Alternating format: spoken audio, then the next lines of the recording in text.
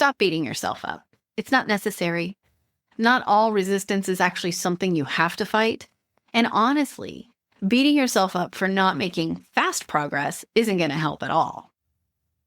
As long as you are staying engaged with the story, you're touching it, you're pondering it, you're nudging it forward, you're noodling at it, then you are doing the work.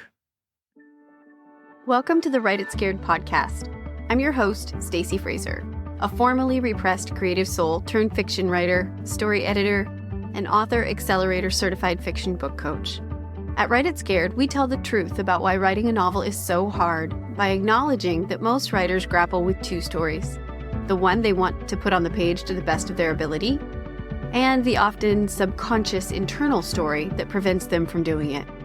This show is designed to help you identify and rewrite the internal narrative holding you back while you discover and write the story you want to tell and learn all the tools to help you do that successfully. Join me each week for a new episode where we'll talk about writing to deepen our understanding of the craft and of ourselves as writers. Writing a novel is an inside job that we do not do alone. Welcome to Write It Scared. I'm glad you're here. Let's dive in.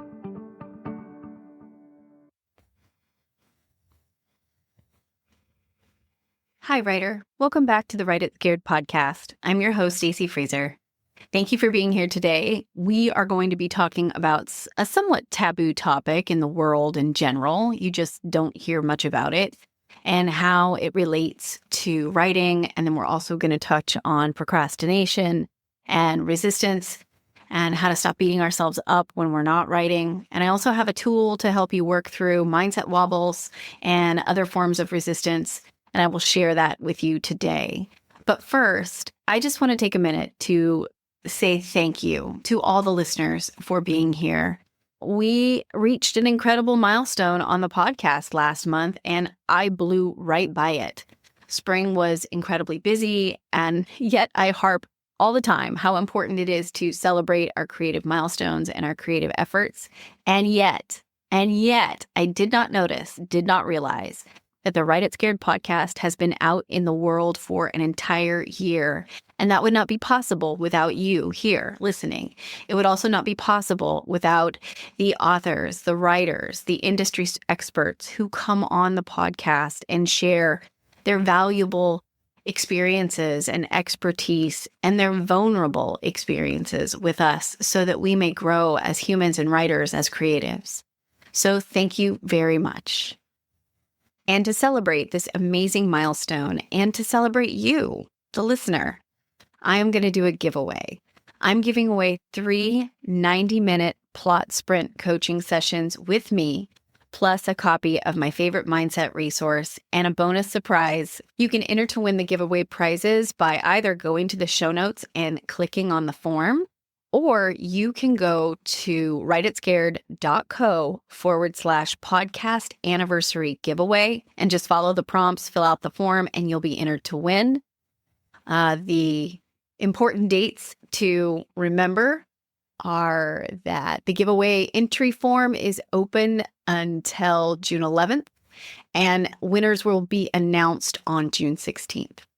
And if you're wondering what a plot sprint session is, it's a 90-minute plot-focused strategy session where we roll up our sleeves and dig into your story. So if you're just in the planning stages, or you're stuck in the messy middle, or you don't quite know how the book ends, or you're heading into revision, or you just feel overwhelmed by all your ideas, not sure where to start, we will dig in and clarify your premise and work out your plot points and your character arc and sketch out a roadmap that makes you excited to want to write. And you'll walk away with a clear understanding of your story with tangible next steps and more confidence that you are on the right track. So again, to enter to win the giveaway, you can go to the form in the show notes, or you can go over to writeit.co/podcast anniversary giveaway. All right, so now let's move on into our semi-taboo topic.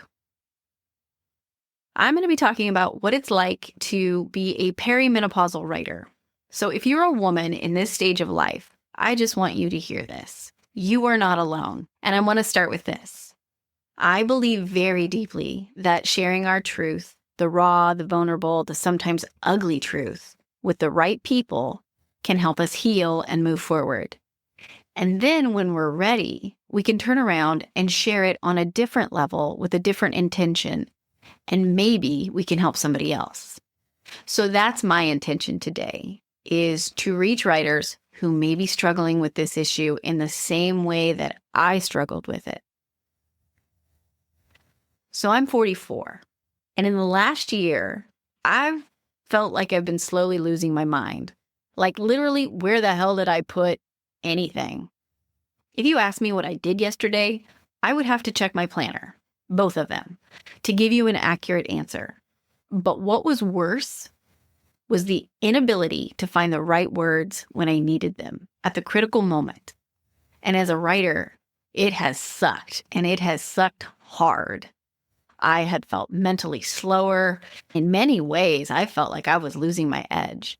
And the mood swings, oh my God, the mood swings.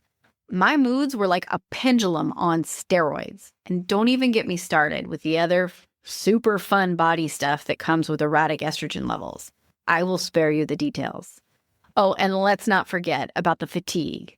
The fatigue combined with the frustration of knowing that I needed to eat better, I needed to move more, I needed to drink more water or what have you, but I just didn't have the mental or physical energy to do anything about it, except maybe drink more coffee and feel more like crap about myself. So this went on for a while, and finally I broke down and went to my doctor. And my doctor confirmed that no, I was not crazy. I was not lazy. I was not losing my mind, but I was in perimenopause.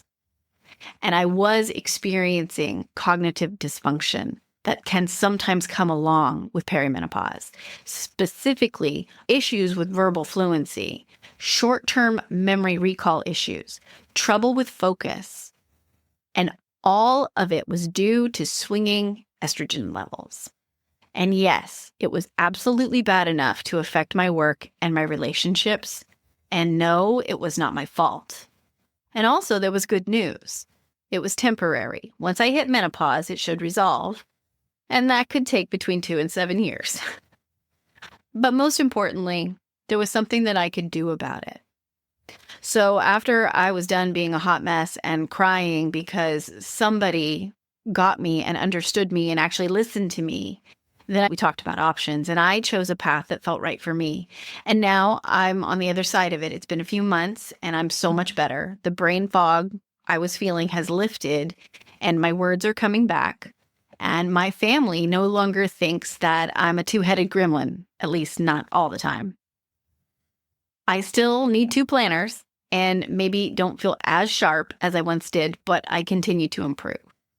So if you're a writer going through this phase of your life, I want you to hear me when I say that you are not alone, you are not crazy, you are not lazy, and there is absolutely hope. This does not last forever, and there are treatment options. So please be gentle with your heart and take care of yourself and reach out for help.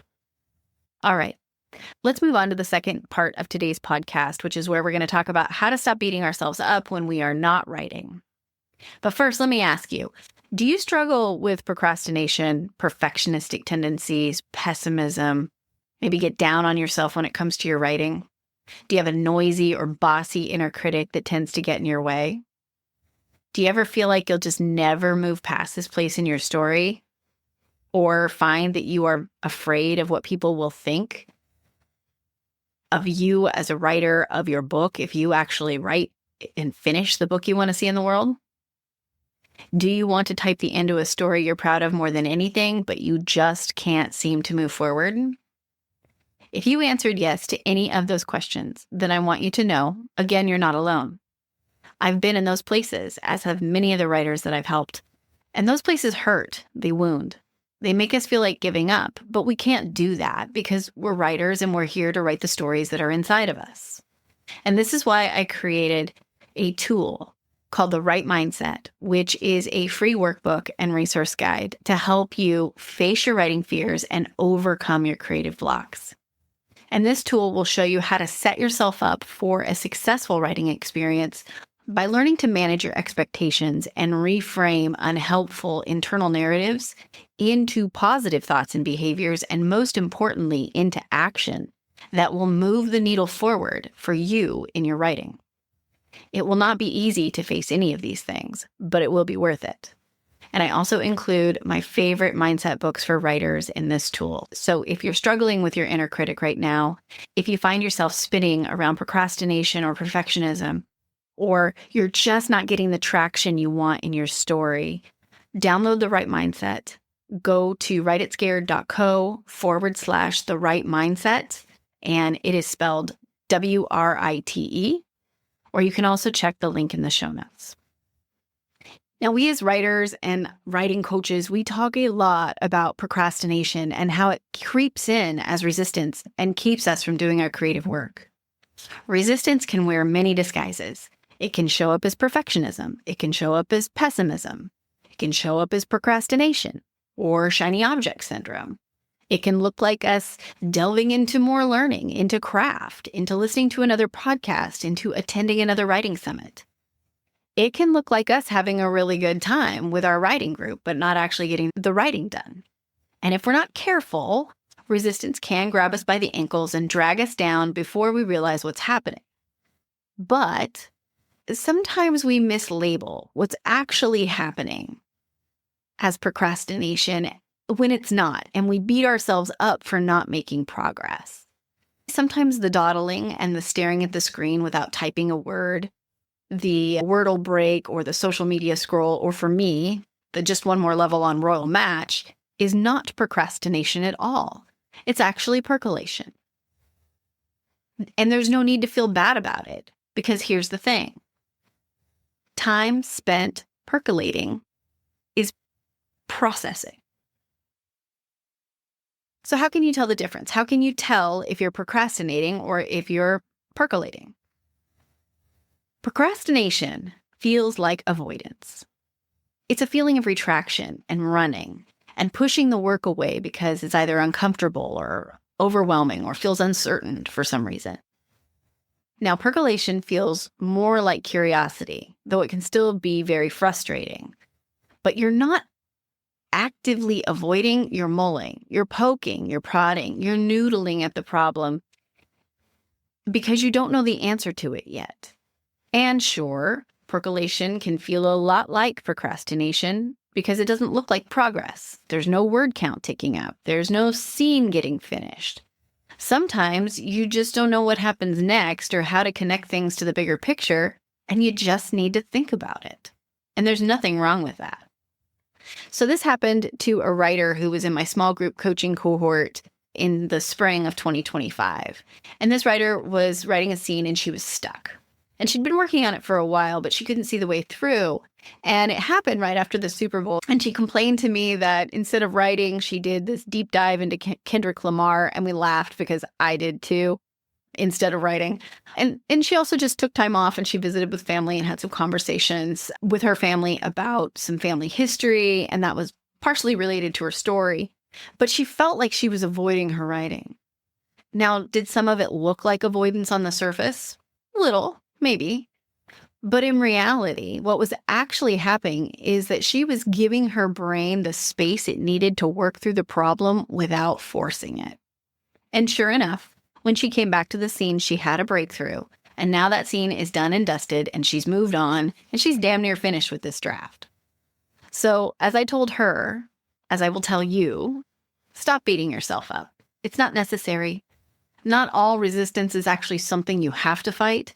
And honestly, beating yourself up for not making fast progress isn't going to help at all. As long as you are staying engaged with the story, you're touching it, you're pondering it, you're nudging it forward, you're noodling at it, then you are doing the work. Now, that said, it is still helpful to have accountability so you don't walk off the set completely or stay in percolation forever and get stuck in this cycle of not being able to make decisions. So that's where it's important to check in with a writing buddy. Have a community of writers to talk to. Consider working with a book coach. Set a small goal or even a time frame for your percolation. Say, I'm going to give myself 15 minutes or maybe a few days to just wander and think, or I'm going to shelve this for a few days to just think, or to not think about it at all and see what happens. Remember, the creative process is not linear. Neither is writing. So just give yourself space to figure things out. Don't beat yourself up and the words will come. Thank you so much for tuning in today. I hope that these topics help you to not feel so alone. If you are a writer who is struggling with perimenopause and the cognitive issues that can come with it, please don't beat yourself up. And I would love to hear from you, and I would be happy to share more of my experience with you. If you'd like, you can reach me at my email, stacy@writeitscared.co. And also, please don't beat yourself up if you're not writing. And maybe this will help you see that you're actually percolating and not necessarily procrastinating. And if you would like additional help with your writing mindset, then please go and download the Write Mindset workbook and tool, which will help you face your writing fears and overcome your creative blocks. You can find that link in the show notes, or you can go to writeitscared.co/the right mindset. And write is spelled WRITE. I hope you have a wonderful day. Again, thank you for being here. Thank you for helping me to celebrate 1 year of the podcast being out in the world. And if you want to enter the giveaway to win one of the free plot sprint coaching sessions and the mindset resource, then you can go to the link in the show notes and fill out the form, or you can go to writeitscared.co/podcast anniversary giveaway, fill out the form, and you'll be entered to win. I will be back next week with a new guest, Amy Bernstein, who is going to talk to us all about her fabulous new book, Wrangling the Doubt Monster. And she's going to walk us through what the process was like writing that book and shed some light on how writers can work through their self-doubt and actually be empowered by it. And I can't wait for you to tune in. It was one of my all-time favorite conversations on the podcast. So I will see you next week. Thank you for listening to the Write It Scared podcast. If you enjoyed today's show, please make sure to hit the follow button so you never miss an episode. And please leave a review. Reviews help other writers like you find the voices and messages they need to hear to continue to write their stories. Let's lift each other up.